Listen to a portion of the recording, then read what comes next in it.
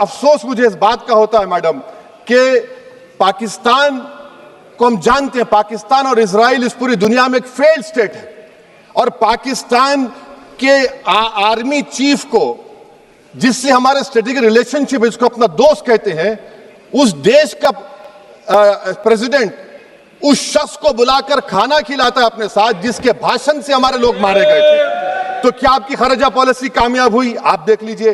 अच्छा, हमारे देश में एक ऐसी तंजीम है जिसका वजूद नफरत की बुनियाद पर और मजहबी अज़वियत को फैलाने के लिए बनाया गया।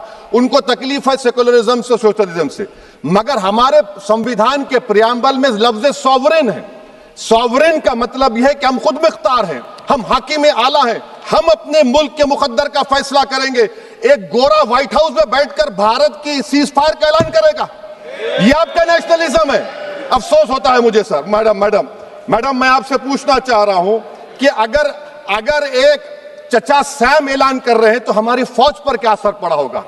हमारे उन पायलटों पर क्या असर पड़ेगा जो नहीं मालूम कितनी ऊपर आसमानों पर भारत की हिफाजत कर रहे हैं? वो नेवी का सिपाही जो समंदर में खड़ा हुआ है, उसको यह नहीं मालूम हो रहा है कि मेरा प्रधानमंत्री ऐलान नहीं किया, एक गोरे ने ऐलान किया। बड़ा ये आपके कैसा होगा ये? मैडम मेरा सवाल हुकूमत से यह भी है कि हम कोई एडवर्सेरियल कंट्री नहीं है अमेरिका के लिए, हम दोस्त हैं, स्ट्रेटेजिक रिलेशनशिप है, क्या क्या एग्रीमेंट हमने साइन नहीं किया, तो क्या ये दोस्ती निभा रहे हैं?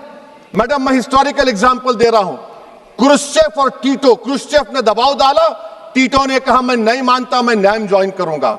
मैडम फ्रांस और यूएसए, डिगोल को जब यूएसए ने दबाव डाला तो डिगोल ने कहा कि तुम दोस्त हो मगर हमारी खारिजा पॉलिसी आजाद ना है।